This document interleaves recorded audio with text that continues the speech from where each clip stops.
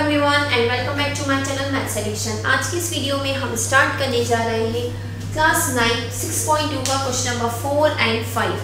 Question number 1, 2 and 3 already channel पे upload हो चुके हैं। अगर आपने नहीं देखे हैं तो उन्हें देख लीजिए एक बार। यहाँ पर दो ही क्वेश्चन हमारे इस एक्सरसाइज के बचे थे, तो जल्दी से वो दोनों क्वेश्चन देखते हैं। हम बहुत ज़्यादा टफ नहीं है। अगर आपको 1, 2, 3 समझ में आ गया, चैप्टर का बेसिक पता है जो कि मैंने इंट्रोडक्शन वीडियो में बताया था, तो यहाँ पे आपको बहुत ज़्यादा कंफ्यूजन नहीं होगी। क्या है क्वेश्चन देखते हैं। In the figure if A B is parallel to C D, दो लाइंस दी हैं आपको ए बी और सी डी, ये दोनों एक दूसरे के पैरेलल हैं। ए पी क्यू, यहाँ वाला एंगल 50 डिग्री है। पी आर डी, ये वाला एंगल 127 डिग्री है। तो ये एक्स और वाई आपको निकालना है। तो पहले तो हम गिवन और टू फाइंड लिख लेते हैं, फिर सॉल्व करने पे देखेंगे कि कैसे हमें सॉल्व करना है। गिवन क्या है? गिवन है ए बी और सी डी पैरेलल है। एंगल ए पी क्यू दिया है 50 degree. Angle P R D दिया है 127 डिग्री। टू फाइंड, दो चीजें निकालना है हमें, value of X and Y. Solve करेंगे हम। देखिए सबसे पहले तो अगर हम x को देखें तो दोनों लाइंस आपको दिख रही है, ए बी और सी डी, ठीक है। और इस तरह से आ रहा है, ये है 50 और ये है x।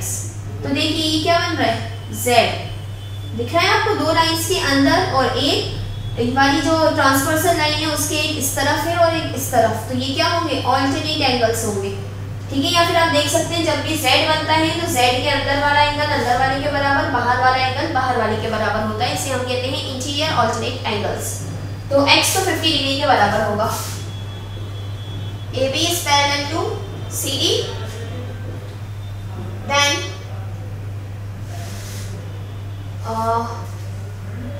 यहाँ पे कोई पॉइंट दिया होगा, यहाँ पे पॉइंट दिया है P और यहाँ पे दिया है, मान लेते हैं हम QR, ठीक है। Then angle APQ is equal to होगा एंगल PQR, ठीक है। APQ है 50 और PQR है x।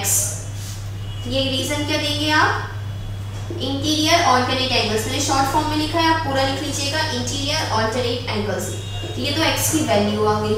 नेक्स्ट हम देखते हैं, यहीं से देखें अगर हम सेम चीज, ये वाली लाइन हटाकर अगर मैं ये वाली लाइन बना दूं, APR, तो देखिए यहाँ बनने वाला एंगल यहाँ बनने वाले एंगल के बराबर होगा।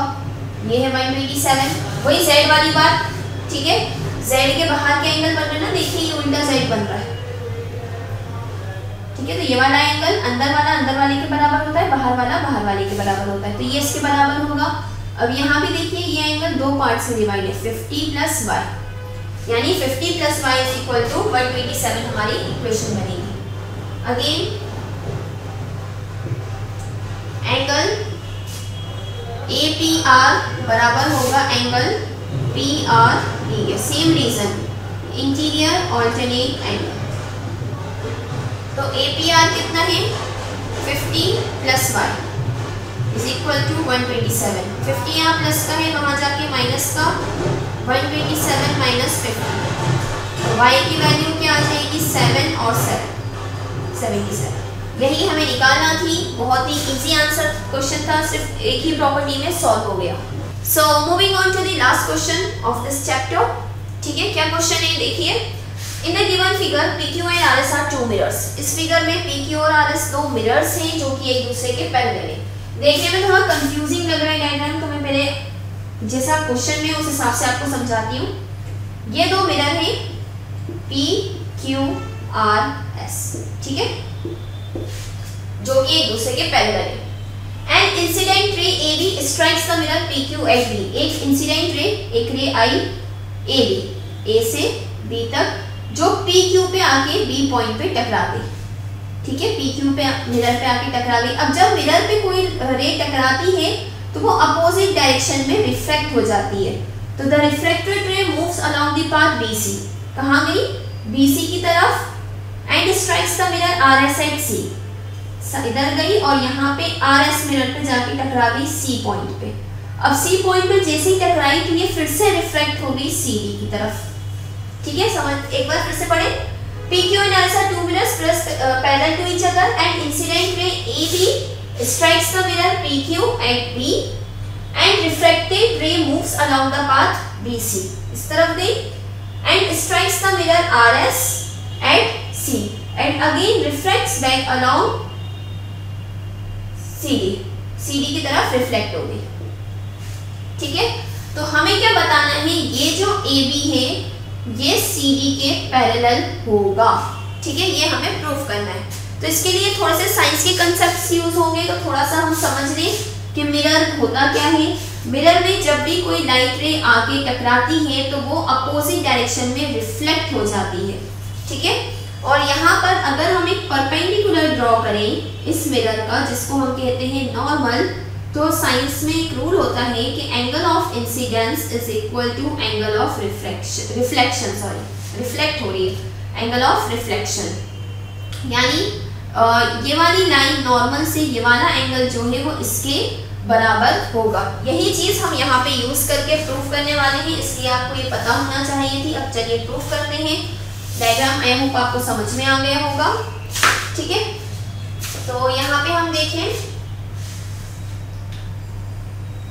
पहले हम कंस्ट्रक्ट करेंगे ड्रॉ, क्योंकि देखिए हमने अभी देखा एंगल ऑफ इंसिडेंट और एंगल ऑफ रिफ्लेक्शन के लिए एक परपेंडिकुलर होना चाहिए नॉर्मल मिरर के।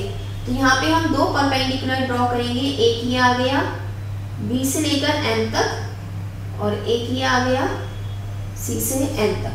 ठीक है, ड्रॉ टू perpendicular lines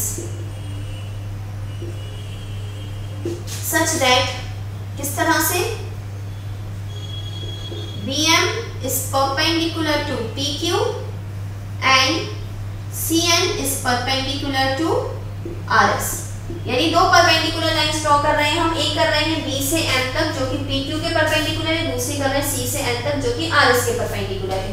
ठीक है, अब एक चीज यहाँ पर देखिए, अगर दो पैरेलल लाइन से इसके 90 डिग्री पे ये है और इसके 90 डिग्री पे ये है, तो देखिए ये क्या बन गया, आप स्क्वायर या रेक्टेंगल कह सकते हैं। और अगर ये दोनों एक दूसरे के पैरेलल हैं तो ये भी एक दूसरे के पैरेलल होगी। ठीक है, then BM is parallel to CN। ठीक है, दो लाइंस पैरेलल हैं, उनके दो परपेंडिकुलर लाइंस अगर आप ड्रॉ करेंगे तो आप ड्रॉ करके भी देख सकते हैं साइड में, हमेशा वो पैरेलल ही आएगी। तो अब देखिए अगर हम इसको एंगल मान लें, ये है एंगल 1, ये है एंगल 2, ये है एंगल 3 और ये है एंगल 4। तो अब देखिए नाउ देखिए BM और CN की बात करें अभी हम सिर्फ ऐसी, ये है BM CN, ये दोनों अगर पैरेलल हैं तो ये Z बन रहा है, ये Z बन रहा है, तो ये वाला एंगल इस वाले एंगल के बराबर होगा, यानी एंगल 2 बराबर होगा एंगल 3 के। Angle 2 is equal to angle 3। क्यों? ये है इंटीरियर ऑल्टरनेट एंगल्स। यही प्रॉपर्टी हमारे बहुत सारे क्वेश्चंस में लास्ट में लगी है कि जब भी Z बनेगा तो अगर अंदर वाला एंगल के बराबर रहेगा। ये हो गया। अब देखिए यहाँ पे अब मैं लगाऊंगी साइंस का वही अभी जो मैंने लॉ बताया था कि angle of incidence is equal to angle of reflection. ये देखिए ये इंसिडेंस हुआ और यहाँ से ये रिफ्लेक्ट हुई ये लाइन, तो ये वाली लाइन और ये वाली लाइन के बीच में जो एंगल्स बन रहे हैं नॉर्मल के साथ, नाउ एंगल 1 बराबर एंगल 2 होगा।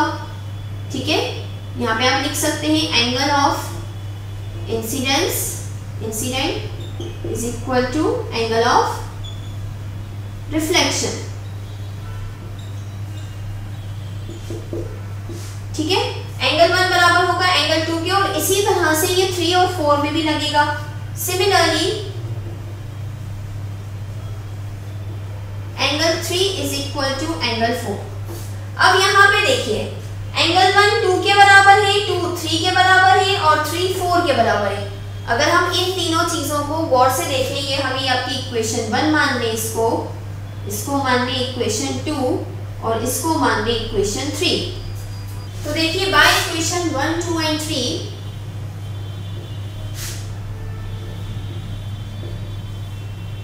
Angle 1 is equal to angle 2 is equal to angle 3 is equal to angle 4। चारों एंगल्स बराबर हैं। अब अगर चारों एंगल्स बराबर हैं तो 4 में से 2 का सम बाकी 2 के सम के बराबर होगा।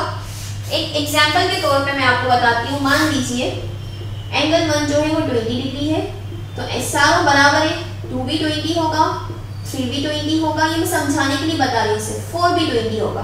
अब अगर मैं इन दोनों को प्लस कर लूँ तो ये भी आएगा 40 और इन दोनों को प्लस करूँ तो ये भी आएगा 40।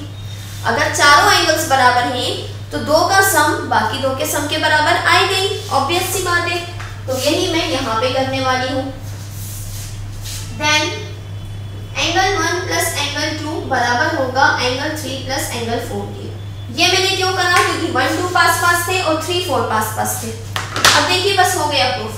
एंगल 1 और एंगल 2 क्या बन रहा है, A B C, angle A B C. और 3 और 4 क्या बन रहा है, बी सी डी। ठीक है।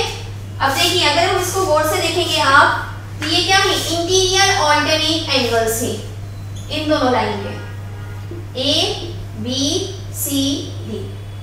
इंटीरियर ऑल्टरनेट एंगल्स बराबर कब पॉसिबल हैं, जब दोनों लाइंस पैरेलल हो।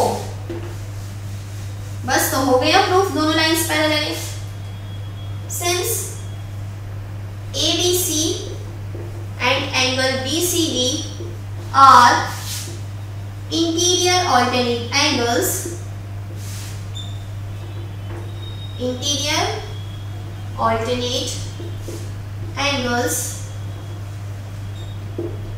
and they are equal only if, कब इक्वल हो सकते हैं, सिर्फ तभी जब दोनों लाइंस पैरेलल हो। AB is parallel to C, hence proved। ये प्रूफ हो गया है कि ये दोनों लाइंस पैरेलल होंगी।